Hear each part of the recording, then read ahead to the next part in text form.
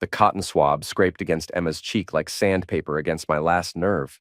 My 10-year-old daughter giggled, completely oblivious to the fact that her school ancestry project was about to blow up my entire world. "Dad, this is so cool," she said, sealing the tube with the enthusiasm only kids possess. "Mrs. Peterson says we might find out we're related to famous people." I forced a smile. "Yes, sweetheart. Famous people." Melinda walked into the kitchen, her social worker badge still clipped to her blouse. 16 years of marriage, and I could read her moods like blueprints. Tonight she looked tired, distant.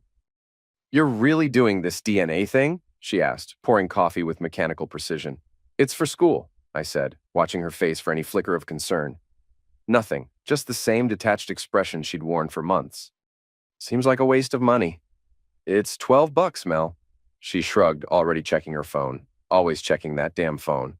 Emma bounced toward the door. "Jacob's doing his tomorrow. We're going to compare results." After she left, silence filled the kitchen like smoke. Melinda kept scrolling through whatever held her attention more than her family these days. "Working late again tonight?" I asked. "Case conference." She didn't look up.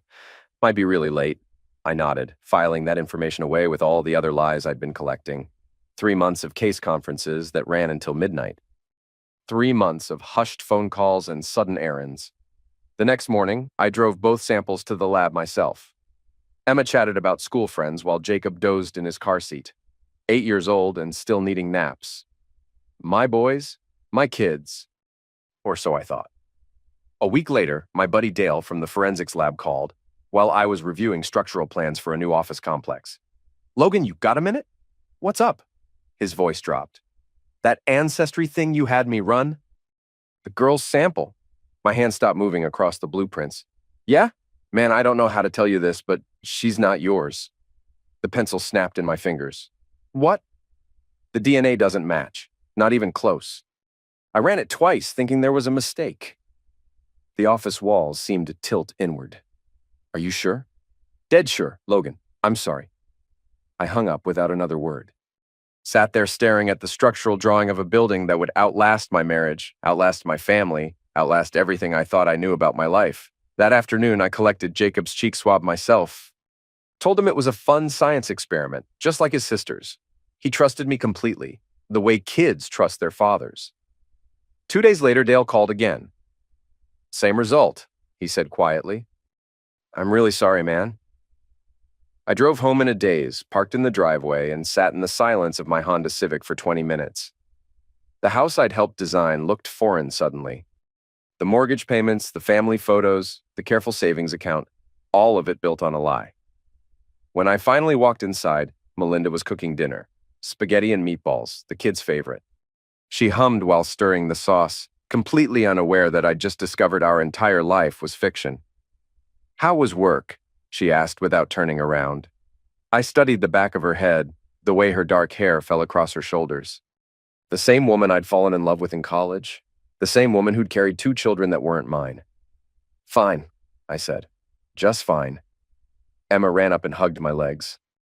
"Dad, when do we get our ancestry results?" I looked down at her bright eyes, her trusting smile. She had Melinda's nose, but now I could see other features. Stronger jaw, different eye shape. "Soon, sweetheart." Real soon. That night, after everyone was asleep, I sat in my garage workshop and did what I always do when the world stops making sense. I planned. Step 1, find out who the real father was. Step 2, make sure justice got served. I opened my laptop and started typing. 3 weeks into my new reality, I became the perfect husband. "Honey, I think we should try counseling," I said over breakfast, reaching across to squeeze Melinda's hand. She nearly choked on her orange juice. "Counseling? Why?" I manufactured the right amount of vulnerability. "I feel like we've been distant lately. I want to fix whatever's wrong." Her eyes searched my face for deception and found only manufactured sincerity. "Logan, I think that's a really good idea." Emma and Jacob ate their cereal, oblivious to the performance unfolding around them. Kids that age live in the moment. They don't see the cracks in the foundation until the whole house comes down. "I love you," I told Melinda and kissed her forehead. "Whatever's bothering you, we can work through it." She started crying then. Real tears. Probably the first genuine emotion she'd shown me in months. I love you too, she whispered. The lie tasted like ashes in my mouth. That afternoon, I made 2 phone calls.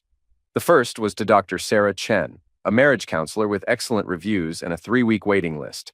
I scheduled our first session and paid the deposit. The second call went to Nora Valdez, a private investigator recommended by a colleague whose wife had been cheating with her tennis instructor. What exactly do you want to know? Nora asked. Her voice was all business, no judgment. Everything. Where she goes, who she sees, what she's hiding. Standard surveillance package runs $500 a day plus expenses. Money's not an issue. I'll need a recent photo and her daily routine. I emailed Melinda's information within the hour. Our first counseling session was scheduled for Thursday evening. Melinda seemed nervous, fidgeting with her wedding ring during the drive. What if she asks about things we don't want to discuss? She said. Like what? I don't know. Private things. I kept my eyes on the road. We don't have to hide anything from each other, do we? She went quiet after that. Dr. Chen's office was all earth tones and inspirational posters. The kind of place designed to make people feel safe enough to confess their secrets. What brings you both here today? Dr. Chen asked after we'd settled into her plush chairs. I looked at Melinda expectantly. She twisted her ring again. We've been growing apart, she said finally. I feel like Logan works too much, and I've been dealing with some difficult cases at work. I want to be more present, I added. I realized I might be taking our family for granted. For 45 minutes, we performed the dance of a couple trying to save their marriage. I played the part of the devoted husband, recognizing his flaws. Melinda played the overwhelmed wife seeking connection. Neither of us mentioned the real problems. Friday morning, Nora called. Your wife's been meeting someone, she said, twice this week at the Riverside Diner on 5th Street. Always the same guy. My blood went cold. Description? Mid-40s, construction worker build, drives a red pickup truck. They seem familiar with each other. Get me photos. Already did? Emailing them now. I opened the attachment on my phone and nearly dropped it. Brian Russo, Melinda's ex-husband, the man she divorced 8 months before we started dating. The man who disappeared from her life so completely that she rarely mentioned him. Except he hadn't disappeared at all. I stared at the photo of them holding hands across the diner table. Melinda's face showed more animation than I'd seen from her in months. Brian was leaning forward, talking intensely, his hand covering hers. The timeline clicked into place like puzzle pieces. Emma was 10, Jacob was 8. Melinda and I had started dating 9.5 years ago. She'd gotten pregnant with Emma 6 months after we met, or so she'd told me. But if Brian was Emma's father, then Melinda had been sleeping with both of us right from the beginning. I saved the photos to a secure folder and deleted the email. That evening, I suggested we order pizza and have a family movie night. The kids picked some animated garbage about talking cars, but I barely paid attention. Instead, I studied their faces in the flickering screen light, cataloging all the features that weren't mine. Jacob had Brian's thick eyebrows. Emma had his dimpled chin. How had I been so blind? Daddy, you're not watching, Emma complained. Sorry, sweetheart, just thinking about work. Melinda curled up against my shoulder, seeking the comfort of a man whose life she'd destroyed. I wrapped my arm around her and held her close, already planning her destruction. Monday morning brought another call from Nora. Got something interesting, she said. Your boy Brian doesn't know about the kids. What? I listened in on their conversation yesterday. She's never told him he's the father. Keeps talking about how guilty she feels, how she wishes things were different, but she's terrified of disrupting the kids' lives. I felt something cold settle in my chest. She's protecting him. Seems like it. Also protecting herself. If he knew the truth, he might demand custody, child support, the whole mess. Keep watching them. I want to know everything. After I hung up, I sat in my truck outside the construction site where I was consulting on a new apartment complex. Men in hard hats carried lumber and operated machinery, building something solid and real while my world crumbled into lies. Brian Russo thought he was stealing another man's wife. He had no idea he was just reclaiming what had always been his. But he was about to find out. And when he did, I'd make sure they both paid the price for 16 years of deception. Cheryl Moss had the kind of sharp intelligence that cut through legal complexities like a scalpel through flesh. Her downtown office overlooked the courthouse, which seemed appropriate for what I had in mind. Estate planning at 38 seems premature, she said, reviewing the documents I'd requested. Unless there's something you're not telling me. My wife's a social worker. I'm an engineer. We see what happens to families when people don't plan ahead. Cheryl nodded approvingly. Smart thinking. The durable power of attorney will give your wife complete financial authority if you become incapacitated. The beneficiary transfer forms ensure smooth asset transition, and this blind trust setup. That's sophisticated protection.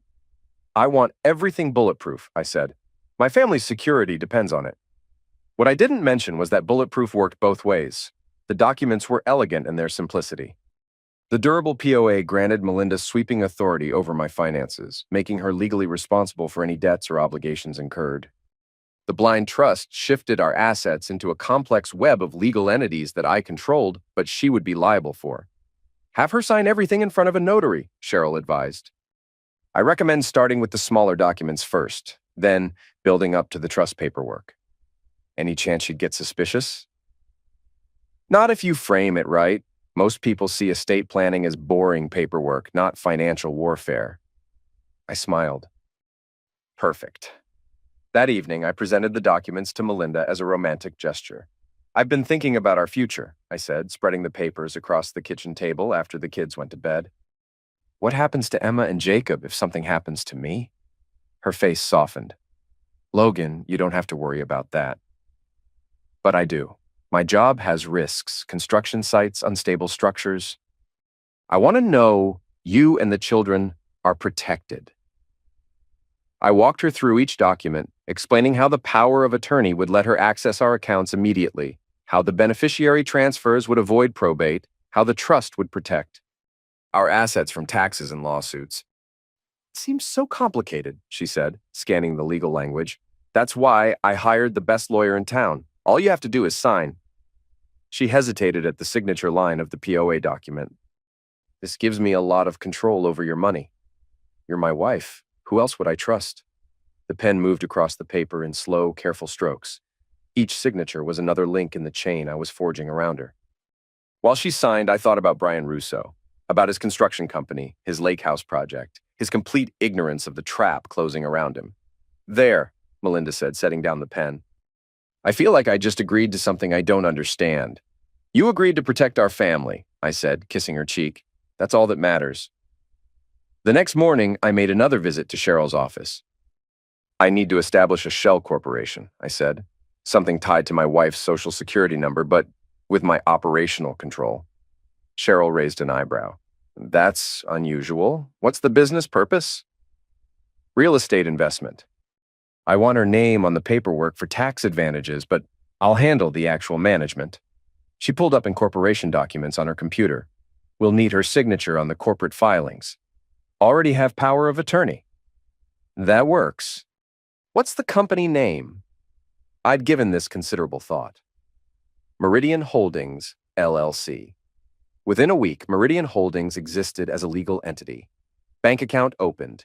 Credit line established. All tied to Melinda's identity. All under my control. The final piece required more creativity. I drove to Brian's construction site on a Tuesday afternoon, wearing my safety vest and carrying an official-looking clipboard. Construction sites were easy to infiltrate if you looked like you belonged. Brian was directing a concrete pour, his red pickup truck parked nearby. I'd done my research. He was renovating a lake house as a personal project, doing most of the electrical work himself to save money. Excuse me, I called out. City Inspector, I need to verify the permit status on 847 Lakeshore Drive. Brian looked annoyed. That's my personal project. Everything's up to code. I'm sure it is, but we had a complaint about unpermitted electrical work. You got your permit paperwork handy? His face darkened. What complaint? Anonymous tip. Says you're doing commercial-grade electrical installation without proper permits. That's bullcrap. I know the code better than most electricians. I scribbled notes on my clipboard. Maybe so, but I still need to see documentation. You can bring it down to City Hall tomorrow, or I can schedule a formal inspection. Fine. I'll bring the paperwork. Good. Ask for Inspector Morrison in the permits office. There was no Inspector Morrison, of course, but by the time Brian figured that out, other wheels would already be turning. That evening, I filed a formal code violation complaint against 847 Lakeshore Drive, citing unpermitted electrical modifications and potential safety hazards. The city would have to investigate within 10 business days. I also sent an anonymous tip to the IRS reporting suspicious cash transactions related to Brian's construction business. Tax authorities moved slower than city inspectors, but they were thorough. Melinda seemed distant during dinner, picking at her food while the kids chatted about school. Everything okay? I asked. Just tired, heavy caseload. Maybe you should take some time off. We could plan a family vacation. She forced a smile. That sounds nice. But her phone buzzed with a text message, and her attention disappeared again. I caught a glimpse of the name on her screen before she turned it face down. Brian. Excuse me, she said, heading toward the bathroom. Work call. I waited 60 seconds, then followed quietly. Her hushed voice carried through the thin door. Can't keep meeting like this. Logan's getting suspicious. Need more time to figure things out. I returned to the dinner table before she finished her work call. That night, after she fell asleep, I went through her phone. The conversation history with Brian went back months. Deleted regularly, but not completely. The most recent exchange made my blood freeze. Brian, I miss what we had. I miss us. Melinda, I miss it too, but the kids, Logan. It's complicated. Brian, some things are worth the complication. Melinda, I know. I just need more time. I screenshotted everything and uploaded it to a secure cloud account. Then, I sat in my garage workshop, surrounded by the tools and blueprints that had always made sense to me, and planned the next phase of their destruction. Justice required patience, but it also required precision, and I was very good at both. The Hendersons' backyard barbecue was the perfect stage for my performance. 30 neighbors, cold beer, and the kind of suburban atmosphere where everyone pretended their lives were as perfect as their lawns. I'd suggested that Melinda invite Brian. Didn't you mention he was working on the Morrison project downtown? I'd love to pick his brain about structural challenges. She'd looked surprised. You want to meet Brian? Why not? You talk about him sometimes. Seems like a decent guy. The lie came so easily it scared me. Brian arrived at 6:30, wearing jeans and a polo shirt that showed off his construction worker build. Melinda's face lit up when she saw him, then quickly dimmed when she remembered where she was. Logan, this is Brian Russo, she said, her voice carefully neutral. Brian, my husband Logan. I extended my hand with a genuine smile. Great to finally meet you. Mel's told me a lot about your work. Brian's handshake was firm, confident. Likewise, she says you're in structural engineering. Mostly commercial stuff. Boring compared to your hands-on work. We talked shop for 20 minutes, standing near the grill while Ted Henderson flipped burgers. Brian was knowledgeable, articulate, completely unaware that he was talking to a man whose life he'd destroyed. I'm working on a lake house renovation, he said, doing most of the electrical myself. These old places have quirky wiring. Electrical can be tricky, I said, sipping my beer.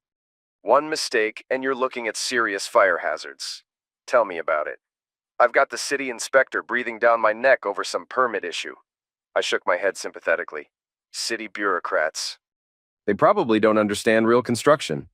Melinda joined us carrying a plate of potato salad. Her hands were shaking slightly. You two seem to be hitting it off, she said. Brian's telling me about his lake house project, I said, wrapping my arm around her waist.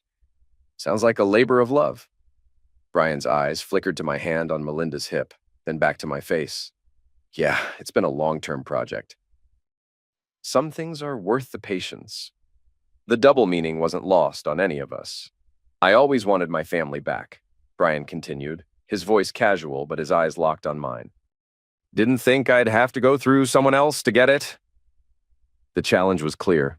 Melinda went rigid against my side. I laughed, raising my beer bottle. To family. And to the real fathers who protect them. Brian's smile faltered. He lifted his bottle slowly, confusion flickering across his features. To real fathers, he echoed. We drank to his destruction. Later, while the kids played cornhole and the adults sat around the fire pit, My buddy Theo arrived. I'd called him earlier, knowing his expertise would be useful. "Logan, good to see you," Theo said, shaking hands. "Mind if I grab a beer?" Theodore Marks was 45, retired from the police force after taking a bullet in the leg during a domestic call. Now he ran a small auto repair shop and helped friends with odd jobs that required discretion. "Theo, meet Brian Russo." "Brian, this is Theo. We've been friends since high school." "Nice to meet you," Brian said. "Likewise. Logan tells me you're in construction." "That's right." "Currently renovating a lake house." Theo's eyes sharpened with professional interest. "Doing your own electrical?" "Most of it. Why?" "Just curious. I see a lot of electrical fires in my line of work. Usually comes down to faulty wiring or overloaded circuits." Brian looked uncomfortable. "I know what I'm doing." "I'm sure you do. Mind if I take a look sometime? I like seeing quality work." "Maybe. It's still pretty rough." I watched the exchange with satisfaction. Theo had been briefed on Brian's project earlier in the week. His casual offer wasn't casual at all. As the evening wound down, neighbors started gathering their children and saying goodbyes. Brian lingered, clearly wanting to talk to Melinda privately. "Thanks for inviting me," he said, shaking my hand again. "This was nice. Anytime. Maybe we can grab lunch sometime? Talk about that Morrison project?" "Yeah, maybe." He walked toward his truck, then stopped and turned back. "Logan, your breaker box is unsafe. You should get that fixed." My smile never wavered. "Thanks for the heads up. I'll have Theo take a look." After he left, Melinda was quiet during cleanup. The kids helped carry plates inside while the adults folded chairs. "That went well," I said. "Brian seems like a good guy." "He is," she said softly. "Maybe we should have him over for dinner sometime. I think the kids would like him." Melinda's face went pale. "I don't think that's necessary." "Why not?" "He's your friend." She looked at me with something approaching terror. "Logan, I know, honey. I know everything." The plate slipped from her hands and shattered on the patio stones. But I kept smiling, kept playing the role of the understanding husband, even as I watched her world start to crumble, just like I'd planned. The confession came on a Thursday night in September, after the kids were asleep, and the house had settled into its evening quiet. Melinda sat on our bed, finally ready to unload the weight she'd been carrying. "Logan, I need to tell you something." I looked up from my laptop where I'd been reviewing structural specifications for a shopping center expansion. "What's on your mind?" She took a shaky breath. "I've been seeing Brian."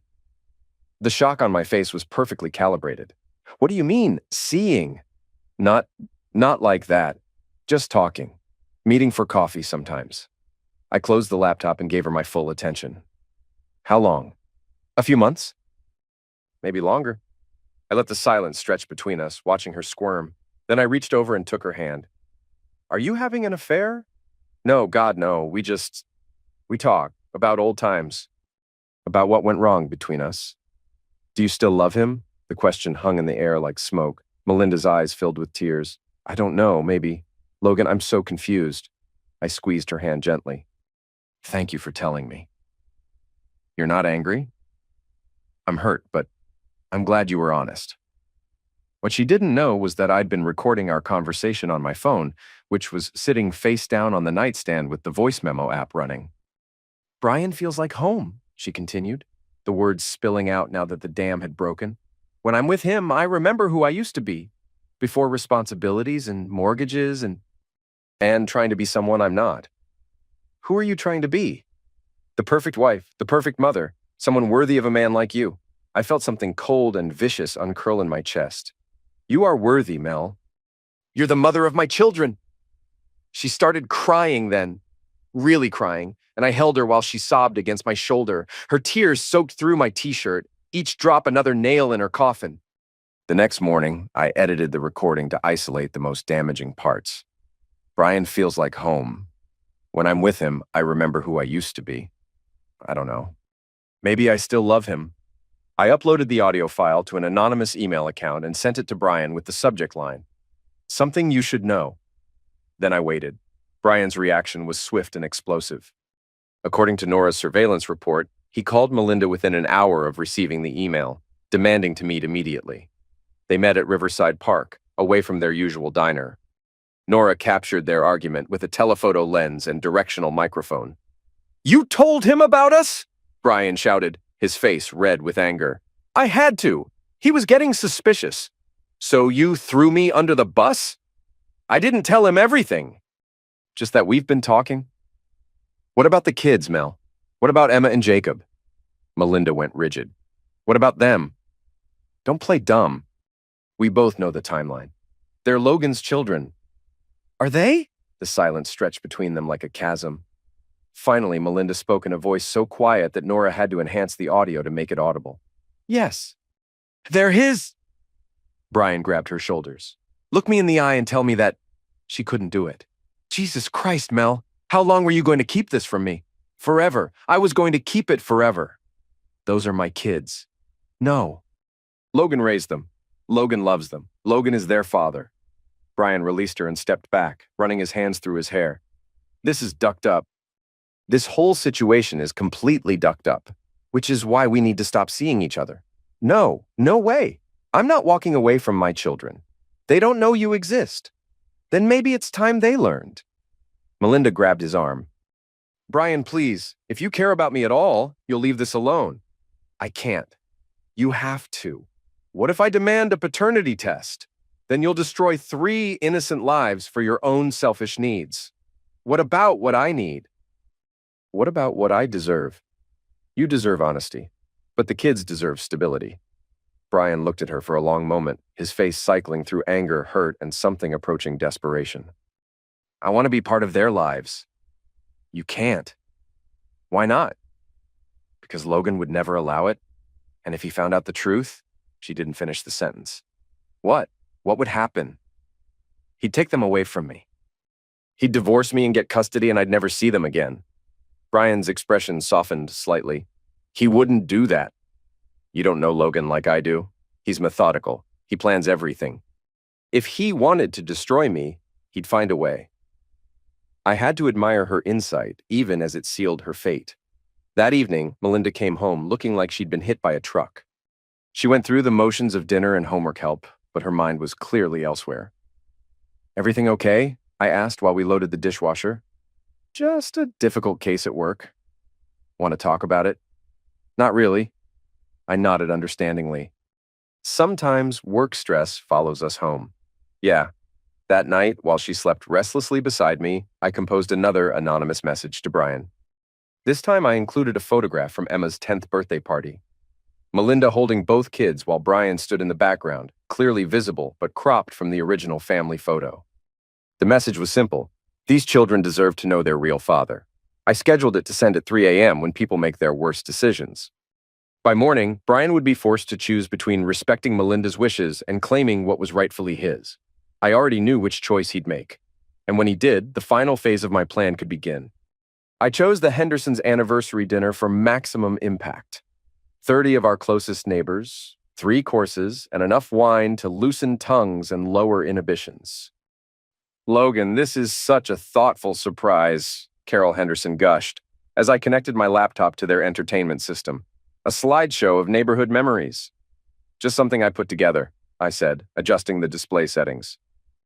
"Thought it would be fun to reminisce." Melinda sat at the dining table picking at her salmon. She'd been distant all week, ever since Brian had started pressuring her about the children. According to Nora's reports, he'd been calling constantly, threatening to show up at our house, demanding answers she wasn't ready to give. "Ladies and gentlemen," I announced, raising my wine glass.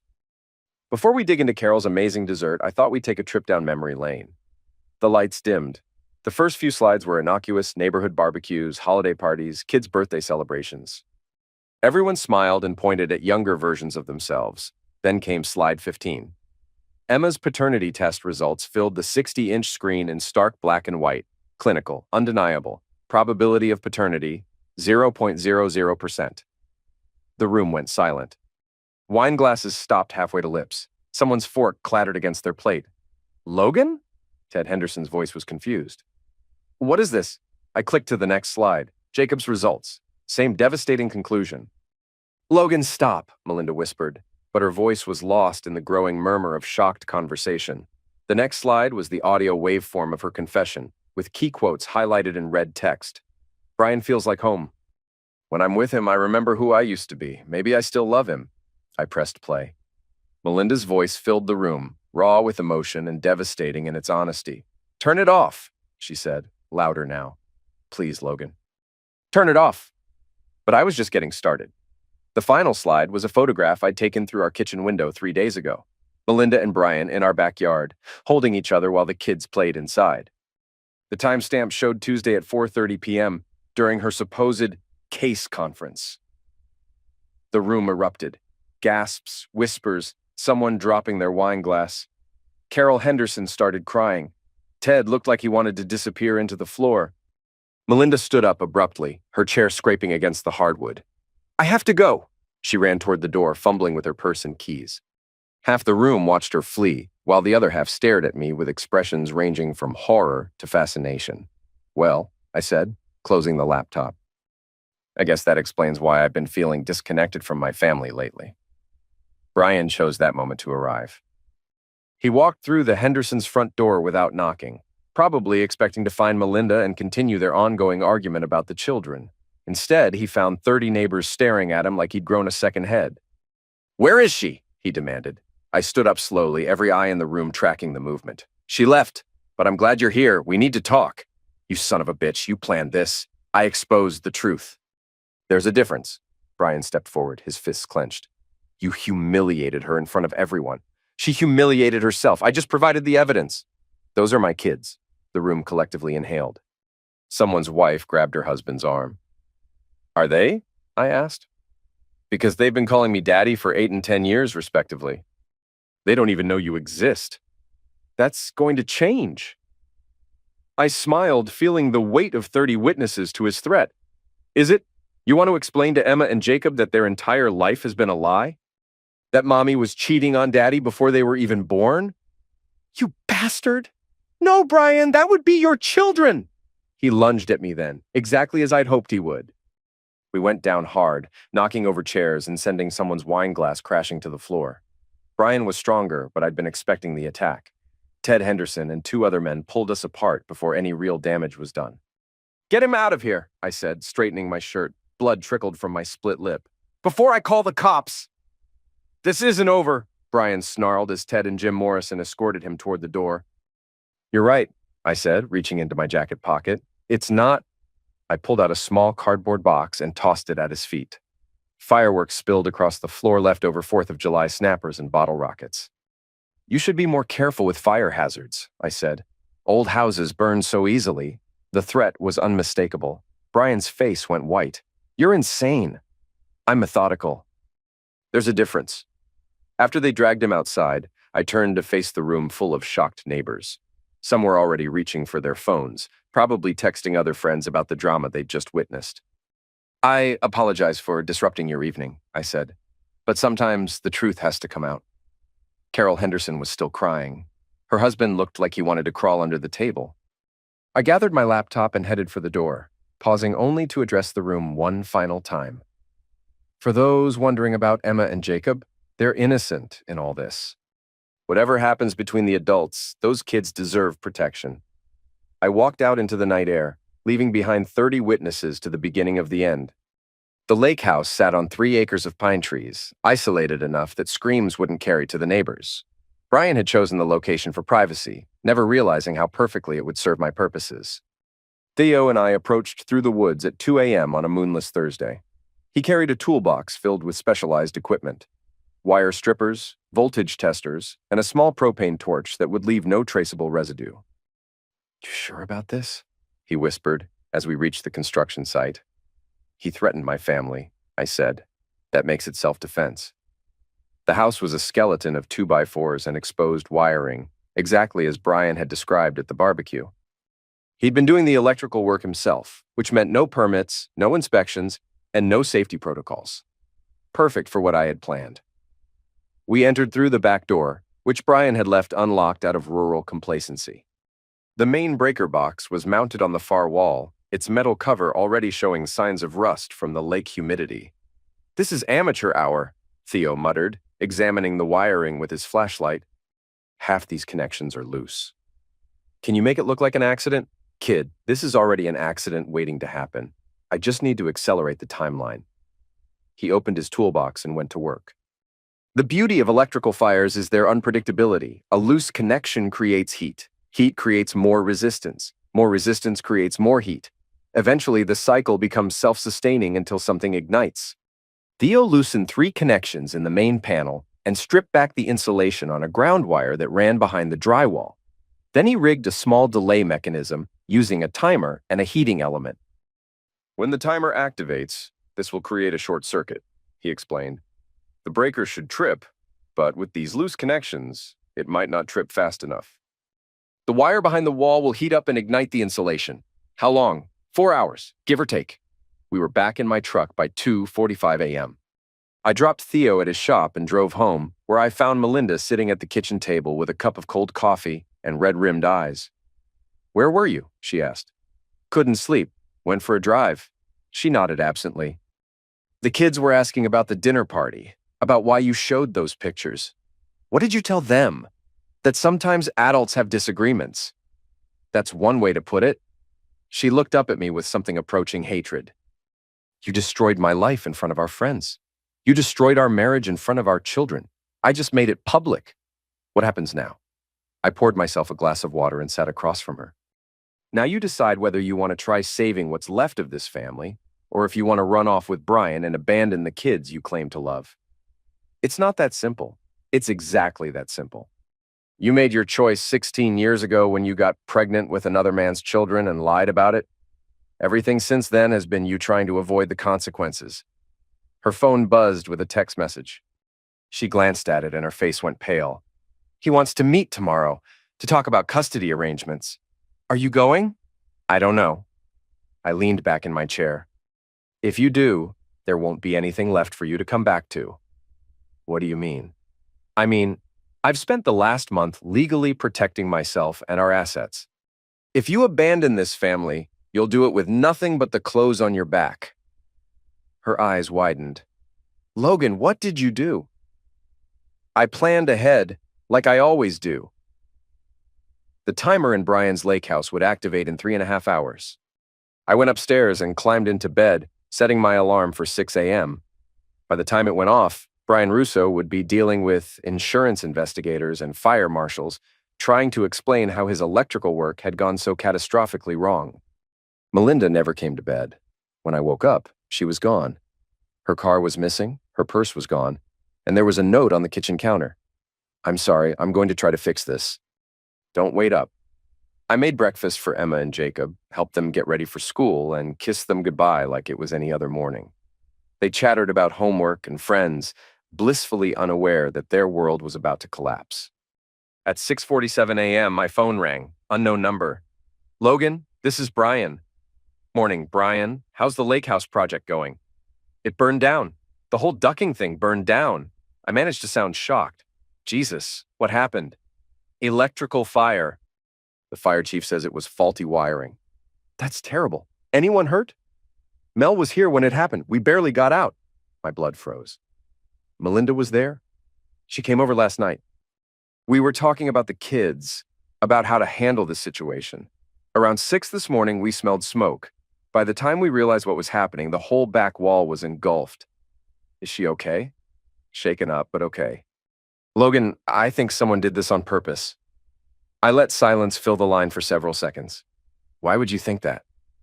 "The timing, right after our confrontation at the Hendersons." "Brian, I was home all night.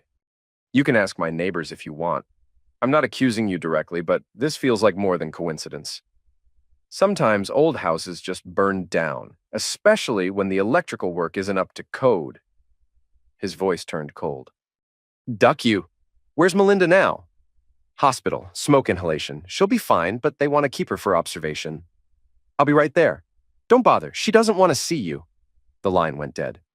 I sat in my kitchen, surrounded by the remnants of breakfast and the quiet aftermath of destruction. Emma's math homework was still spread across the table. Jacob's toy trucks were parked in a neat row by the window.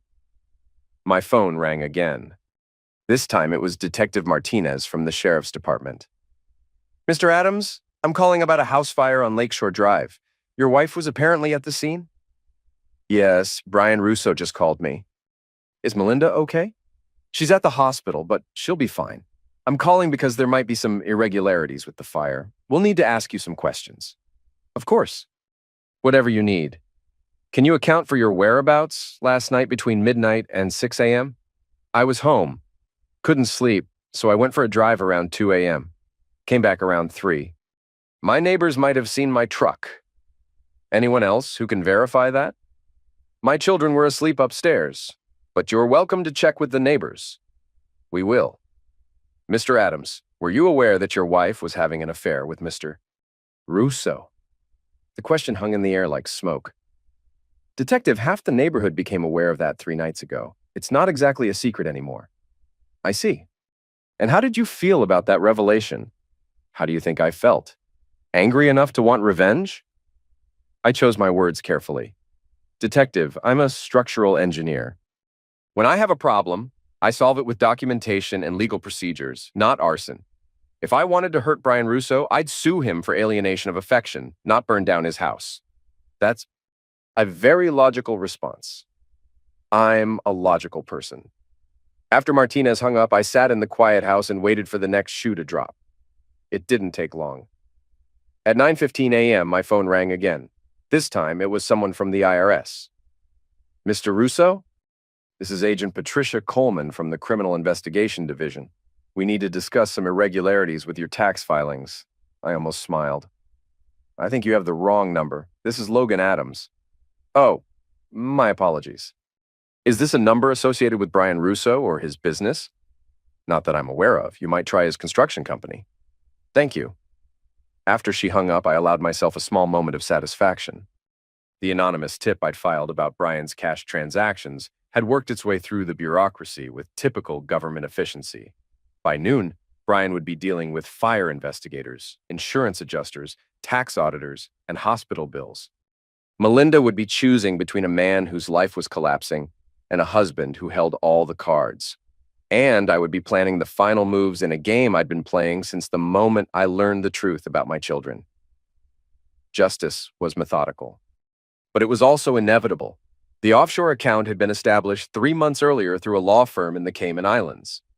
Perfectly legal, completely untraceable, and funded with assets that technically belonged to Meridian Holdings, LLC, the shell company tied to Melinda's Social Security number.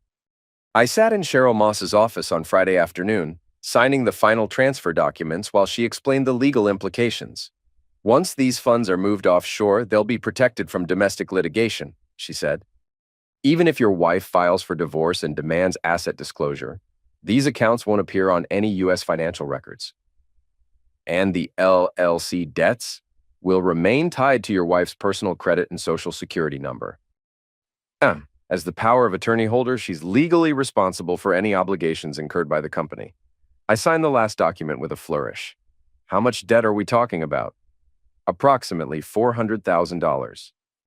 Business loans, equipment purchases, contractor payments for work that was never actually performed. All legitimate on paper? Completely. The documentation is flawless. Any investigation will show that Meridian Holdings engaged in speculative real estate ventures that failed to generate revenue. Your wife, as the primary signatory, bears full legal responsibility. I stood up and shook her hand. Thank you, Cheryl. This has been very thorough work. I hope you never need to use these protections. So do I. But we both knew I would. That evening, I took Emma and Jacob out for pizza while Melinda was still at the hospital. They chattered about school and friends, blissfully unaware that their father was systematically destroying their mother's life. Is Mommy sick? Emma asked, twirling cheese around her fork. She's fine, sweetheart. Just had a little accident. She'll be home tomorrow. What kind of accident? She was at a friend's house when there was a small fire. She breathed some smoke, but the doctors say she'll be perfectly okay. Jacob looked worried. Will our house catch fire? No, buddy. Our house is safe. I made sure of that. After dinner, we stopped at the grocery store to pick up ingredients for Melinda's favorite soup. I wanted everything to appear normal when she returned home. While the kids picked out ice cream, I checked my phone. 3 missed calls from Brian, 2 from Detective Martinez, and 1 from a number I didn't recognize. I called the unknown number first. Adams' residence. Mr. Adams? This is Carol Henderson. I wanted to apologize for the other night. No need, Carol. You were a gracious hostess under difficult circumstances. I also wanted to let you know. Some people in the neighborhood have been talking about what happened. About what you showed us? I'm sure they have. The general consensus is that you were within your rights. What Melinda did, it wasn't fair to you or the children. I appreciate that, Carol. If there's anything Ted and I can do to help, just keep an eye on Emma and Jacob. They're going through a lot right now. Of course. They're welcome at our house anytime. After I hung up, I realized that public opinion had shifted in my favor. The Neighborhood Sympathy Network would support me through whatever came next, which would be crucial for maintaining custody. That night, I went through the house methodically, removing any evidence of my recent activities. Bank statements, legal documents, correspondence with Nora and Theo. Everything went into a fireproof safe in my garage workshop. I also planted several items that would support my narrative. Marriage counseling brochures, printouts about dealing with infidelity, research on custody rights for non-biological parents. If investigators searched the house, they'd find the evidence of a man trying to save his marriage, not destroy it. Melinda came home Saturday morning, looking exhausted and smelling faintly of smoke. The kids ran to hug her, and for a moment the scene looked almost normal. "How are you feeling?" I asked. "Like I've been hit by a truck. The important thing is that you're safe." She studied my face, searching for some sign of the man who'd orchestrated her humiliation, but I'd put that version of myself away, at least temporarily. "Logan, we need to talk. After the kids go to bed." She nodded and went upstairs to shower. That evening, after Emma and Jacob were asleep, we sat in the living room like two strangers sharing a waiting area. "Brian's in serious trouble," she said. "I heard fire, taxes, city violations. When it rains, it pours. You did this." "I did what?" "All of it. The fire, the IRS investigation, the permit problems. You orchestrated everything." I shook my head sadly. "Mel, I think the stress is making you paranoid. Brian's problems stem from his own poor decisions." "You're lying." "Am I? Can you prove any of it?" She stared at me for a long moment, then reached into her purse and pulled out a business card. "I've hired a lawyer. I'm filing for divorce." "That's your choice. I want custody of the children." "On what grounds?" "You've been having an affair. You abandoned them to spend the night with your lover, and you nearly died in a fire because you weren't home where you belonged." Her face crumpled. "They're my children." "Are they?" "Because according to the DNA tests, they're Brian's children." "Which makes you what exactly? A woman who lied to everyone for 10 years about paternity?" "You bastard." "No, Melinda. I'm the man who raised your lover's children as his own, supported your career, paid your bills, and loved you unconditionally until I discovered that our entire marriage was built on lies." She started crying then, deep sobs that shook her whole body. "What do you want from me?" "I want you to disappear," I said quietly. "I want you to take your lover and your lies and get out of my house. I want you to leave Emma and Jacob with the only father they've ever known, and I want you to never come back." "I can't do that." "Yes, you can. Because if you don't, I'll make sure everyone knows exactly what kind of mother abandons her children to play house with her ex-husband." She looked up at me through her tears. "How did you become so cruel?" "You taught me." The next morning, she was gone, packed a single suitcase and left while the kids were still asleep. No goodbye, no explanation, just a note saying she needed time to think. I made breakfast and explained to Emma and Jacob that Mommy was taking a little vacation to clear her head. They seemed to accept it with the resilience of children who'd learned not to ask too many questions about adult problems. By noon, I'd changed the locks. By evening, I'd started the process of legally adopting the children I'd always considered mine. Melinda could have her lover and her drama and her burning houses, but Emma and Jacob belonged to me. The arrest happened on a Tuesday morning while I was reviewing blueprints for a new medical complex. Detective Martinez called at 9:15 a.m. with news that made my coffee taste like victory. "Thought you'd want to know. We arrested Brian Russo this morning on multiple charges." "What kind of charges?" "Tax evasion, insurance fraud, and criminal negligence in connection with the house fire."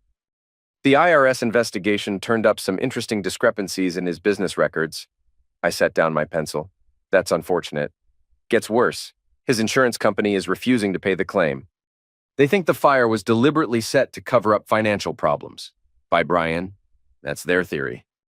Man builds a house he can't afford, does substandard electrical work, then burns it down when the tax bill comes due. Seems a little far-fetched. Maybe, but the evidence is compelling. We found accelerant residue near the electrical panel, and the fire started in exactly the spot where his wiring violations were most severe. I almost smiled. Theo had been thorough. What about Melinda? She was there when it happened. We're treating her as a witness for now, but if we determine she knew about the insurance fraud scheme, that could change. After Martinez hung up, I called Nora to get an update on Melinda's situation. She's living in a motel on Highway 9, Nora reported. Paid week to week with cash, no steady income, no credit cards, no vehicle registration. What's she doing for money? Good question. I've seen her at the unemployment office twice, but with her legal troubles, finding work won't be easy. Legal troubles? The IRS froze her accounts yesterday. Apparently, there's a company called Meridian Holdings with some serious tax liabilities tied to her Social Security number. I feigned surprise. I've never heard of that company. Neither had she, from what I could tell. Spent 3 hours at the IRS office trying to sort it out. Keep watching her. I want to know if she tries to contact the kids. Will do. That afternoon, I picked up Emma and Jacob from school and took them to their grandmother's house, Melinda's mother, who lived 20 minutes away in a retirement community. Dorothy Walsh was 73, sharp as a tack, and had never particularly liked me. But she loved her grandchildren, and I needed allies in what was coming. Logan, this is a surprise, she said, opening the door to find us on her doorstep. Where's Melinda? That's what I wanted to talk to you about. Kids? Why don't you go play in the backyard while Grandma and I chat? Emma and Jacob ran off to explore Dorothy's garden, leaving us alone in her small living room. Melinda and I are having some problems, I said. She's been staying with friends while we try to work things out. Dorothy's eyes narrowed. What kind of problems? She's been seeing her ex-husband. The children don't know yet. The older woman's face went pale. Brian? She's seeing Brian again? You knew about him. I knew she wasn't over him when you two got married. I hoped she'd moved on. So did I. Dorothy sat down heavily in her recliner. Those poor children. They must be so confused. I'm trying to keep things stable for them. But, Melinda, she's making choices that put Emma and Jacob at risk. What do you mean? I pulled out my phone and showed her a photo that Nora had taken the night of the fire. Melinda and Brian embracing outside the burning lake house while firefighters worked in. In the background. She was with him when his house burned down. She could have been killed. Dorothy studied the photo with growing horror. She left the children alone? She left them with me. But yes, she abandoned her family to be with another man. I can't believe this. I'm worried about her state of mind. She's facing financial problems, legal troubles, and she's made some very poor decisions lately. What can I do? If she contacts you, please let me know. The kids need stability right now, and Melinda, she's not capable of providing that. Dorothy nodded slowly. You're a good father, Logan. Those children are lucky to have you. Thank you. That means a lot. When we left an hour later, I had Dorothy's promise to support my custody case if it became necessary. That evening, while the kids did homework at the kitchen table, I received a call from an unknown number. Logan? It's me. Melinda's voice was small, defeated. Where are you? Does it matter? I need to see the kids. That's not a good idea right now. They're my children. Are they? Because your boyfriend seems to think otherwise. Silence stretched between us. I heard about Brian's arrest, I continued. Tax evasion, insurance fraud. You really know how to pick them. I had nothing to do with that. Tell it to the IRS. I understand they've frozen your accounts. Logan, please. I just want to see Emma and Jacob, and I want to protect them from the chaos you've created. I'm their mother. You're a woman who lied about their paternity, abandoned them for your ex-husband, and nearly died in a fire because you were too busy playing house to be home where you belonged. Her voice broke. I made mistakes. Yes, you did. And now you're living with the consequences. What do you want from me? I want you to sign custody papers. I want you to officially relinquish your parental rights so these kids can have a stable home. I won't do that. Then you'll lose them anyway. The difference is, if you fight me, it'll be messy and public and traumatic for Emma and Jacob. If you cooperate, we can do this quietly. You're blackmailing me. I'm offering you a choice. Sign the papers, and I'll make sure you get supervised visitation once a month. Fight me, and you'll be lucky to see them on birthdays. She was crying now, soft sobs that carried through the phone line. I love them. If you love them, you'll do what's best for them. And what's best is a stable home with a father who's been there since day one. Brian is their father. Brian is a convicted felon facing prison time. Not exactly Father of the Year material. This isn't over. Yes, it is. You just haven't accepted it yet. She hung up without another word. I set the phone aside and looked at Emma and Jacob, bent over their homework with the focused concentration of children who'd learned to find security in routine. Tomorrow, I'd call my lawyer and start the formal custody proceedings. Tomorrow, I'd begin the final phase of erasing Melinda from our lives. But tonight, I'd help my kids with their math homework and read them bedtime stories the same way I had every night for the past 10 years. Because some things, the important things, never change. The bus to Laredo cost $47 and took 6 hours through flat Texas countryside that stretched like brown paper toward the horizon. I sat in the back, wearing sunglasses and a baseball cap, with a carry-on bag containing everything I needed for my new life. The adoption papers had been finalized 3 weeks earlier. Emma and Jacob Adams, legally mine in every way that mattered. Dorothy Walsh had been granted supervised visitation rights, ensuring the kids would maintain family connections without Melinda's destructive influence. Brian was serving 18 months in federal prison for tax evasion. His construction company had folded, his assets seized, his reputation destroyed.